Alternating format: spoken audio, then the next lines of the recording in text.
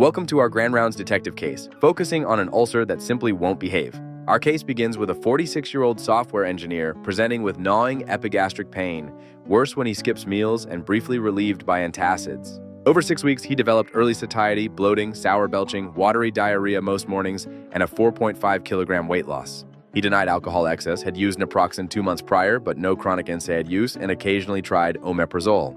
Initially, we consider peptic ulcer disease, given the classic fasting pain relieved by food or antacids, along with dyspeptic symptoms. Complications like bleeding, perforation, or obstruction are considered, but he remains hemodynamically stable, with no signs of melena or hematemesis. Our first steps included an upper endoscopy revealing 2 clean-based duodenal ulcers, D1 and D2, with prominent gastric folds. Biopsies were taken for Helicobacter pylori and to rule out malignancy, while labs showed mild microcytic anemia, but normal creatinine and LFTs. NSAIDs were stopped, a once-daily PPI initiated, and a stool antigen test for Helicobacter pylori was sent, noting the false negative risk due to intermittent PPI use. A crucial teaching pearl: if initial inpatient Helicobacter pylori testing is negative, repeat it after discharge and off PPIs when possible. 1 week later, the patient called. Pain persisted despite adherent PPI, and diarrhea worsened to 4 to 5 greasy stools per day. He was now waking at night with pain, and a repeat CBC showed his hemoglobin drifting down. Helicobacter pylori tests, both biopsy and stool, returned negative. Increasing the PPI dosage still resulted in refractory symptoms with no further NSAID use. This prompts the question, what's next? What's atop our differential for PPI refractory, Helicobacter pylori negative, NSAID negative ulcers? We consider idiopathic PUD, though rare, and malignancy, but biopsies were negative and ulcers duodenal. Crohn's disease of the duodenum is possible but lacks systemic stigmata, and CMV or HSV is unlikely as he's not immunocompromised. This leads us to consider a hypersecretory state, specifically Zollinger-Ellison syndrome, or gastronoma. Several red flags are now stacking up: multiple duodenal ulcers, 1 distal to the bulb, and prominent gastric folds. The ulcers are refractory to standard dose PPI, and he has chronic secretory diarrhea, where acid inactivates pancreatic enzymes, leading to steatorrhea. To prove or disprove acid hypersecretion, we pause acid suppressive therapy as safely as possible and check fasting serum gastrin. His fasting serum gastrin returned alarmingly high, over 1,000 picograms per milliliter, with a simultaneously measured gastric pH of less than or equal to 2, confirming acid hypersecretion. If gastrin levels were indeterminate, between 200 and 1,000 picograms per milliliter, a secretin stimulation test would be the next step, as gastrin paradoxically rises in gastronoma. We also screen for MEN1, as about 25% of gastrinomas are syndromic, checking calcium, PTH, and prolactin. His calcium was 11.3 milligrams per deciliter with an inappropriately high PTH, another crucial breadcrumb pointing towards MEN1. To control the acid and prevent complications, high-dose PPI was restarted twice daily, leading to rapid improvement in his pain and diarrhea.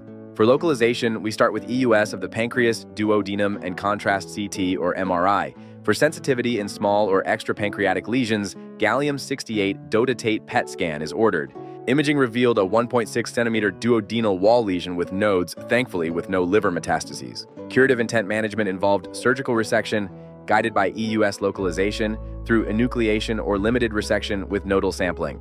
Had metastatic disease been present, options would include debulking, somatostatin analogs, PRRT, targeted therapies, and meticulous acid control. Due to MEN1 features, he was referred for parathyroid evaluation, as treating hyperparathyroidism can reduce gastrin levels, and pituitary screening. The final diagnosis: Zollinger-Ellison syndrome, a gastronoma causing hypersecretory, refractory, H. pylori negative, NSAID negative duodenal ulcers with secretory diarrhea in the context of MEN1. Take-home message 1. Think beyond simple peptic ulcer disease when you see multiple or distal duodenal ulcers, prominent gastric folds, recurrent bleeding, weight loss, or diarrhea, especially with negative H. pylori and no non-steroidal anti-inflammatory exposure. Second, test correctly. For suspected Zollinger-Ellison syndrome, measure fasting gastrin with concurrent gastric pH off PPIS. If gastrin is 200 to 1,000 picograms per milliliter, perform a secretin stimulation test.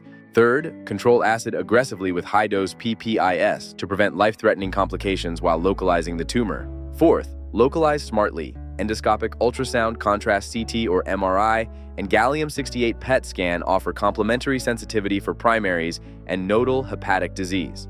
Fifth, don't miss MEN type 1. Check calcium, PTH, and prolactin, coordinating endocrine, surgical, and genetic counseling as indicated. For routine, PUD without Zollinger-Ellison syndrome, treat Helicobacter pylori, avoid nonsteroidal anti-inflammatory drugs, and reserve repeat EGD for persistent symptoms or unknown etiology. For aspirin secondary prevention after a bleeding ulcer, restart 1 to 7 days post-hemostasis with PPI. If nonsteroidal anti-inflammatory drugs are unavoidable, use COX2 with daily PPI. Idiopathic bleeding ulcers carry a high rebleed risk, making lifelong PPI a reasonable approach. Finally, a one-liner to remember: when ulcers won't heal and diarrhea won't quit, measure gastrin and pH. The stomach may be telling you it's Zollinger-Ellison.